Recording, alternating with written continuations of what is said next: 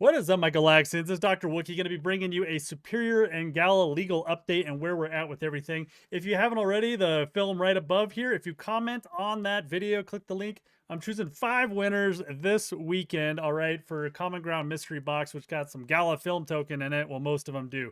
But let's go ahead and jump into what's going on. The newest and legaliest update on Superior and Gala. These are some of the NFTs. The game Superior itself, I really thought was super fun. I think it's cool. On Steam, it's 25 bucks.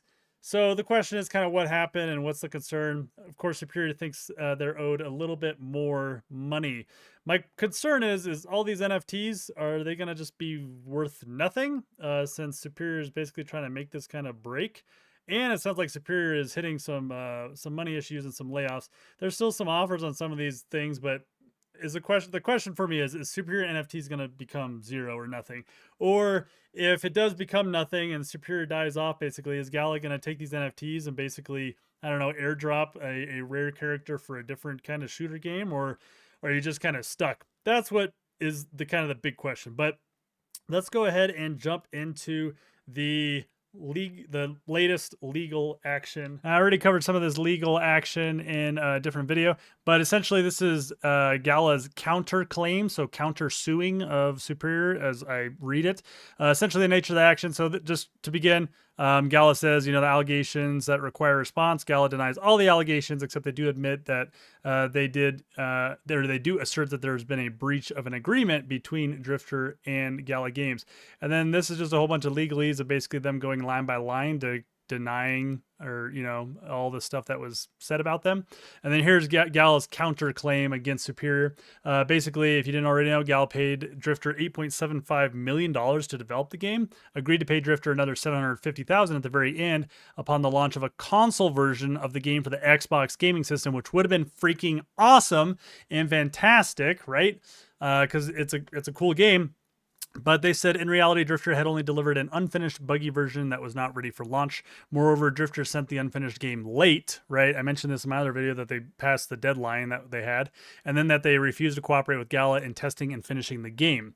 Now, basically what Gala's saying here is, whether Drifter meant to or not, Drifter was aware of its failures, and then they took improper step of deleting and or failing to preserve the messaging transmitting the game to Gala in an effort to obscure the fact that the game was unfinished. So people would have to tell me if Slack, if you delete somebody or block somebody, does it just delete all the messages?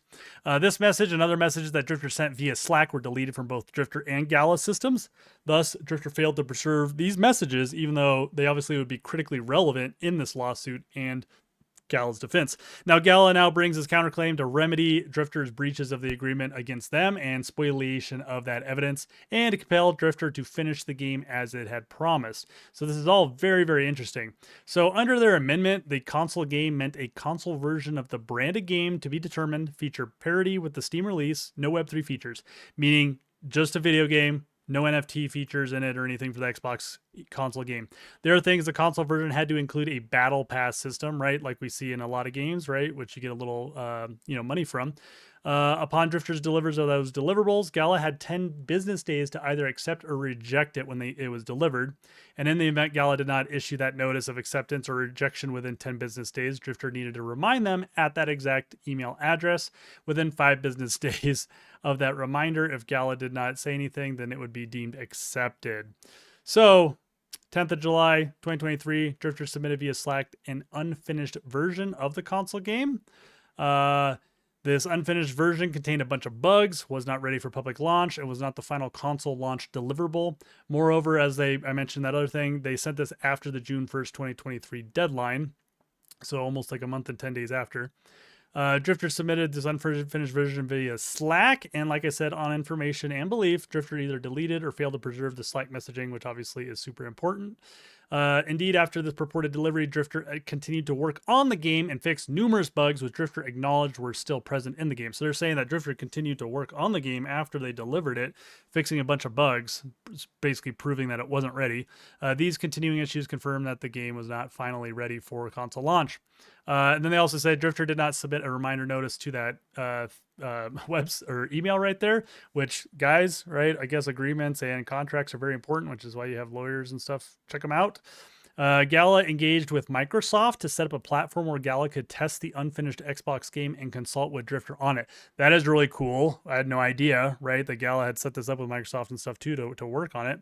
However, Drifter refused to provide certain information required by Microsoft. So a big allegation there, right?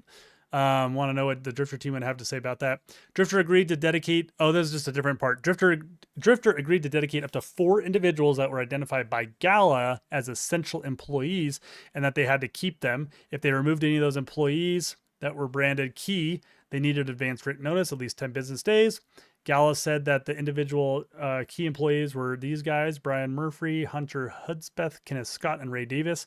And in October 2023, Drifter laid off numerous employees, including Brian Murphy and Hunter Hudspeth.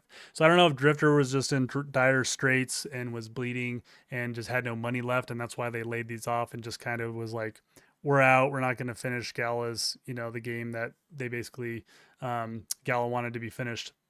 So basically, Gala says, hey, we have been damaged, which is true, right? I mean, these are from the NFT thing, because now they got to figure out what to do with all those NFTs that, aren't getting any love.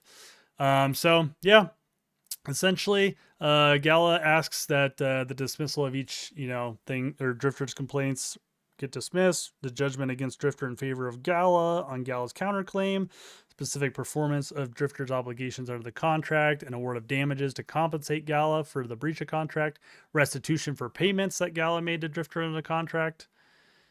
Oh, and then striking sealing exhibits 1 and 2, which apparently are supposed to be confidential. So, yeah, we'll see how this progresses. And additional, counterclaims, because they deleted all the evidence. I don't know what they're going to do or how that's going to kind of work out, right? So, man, it was just sad for me because I think Superior is really cool. So I don't know what Drifter did with, the $9 million, or, I don't know how much money it costs to build these games and stuff, right? So, Wookiees, I'll talk to you this weekend about more positive things. Stay warm, Wookiees.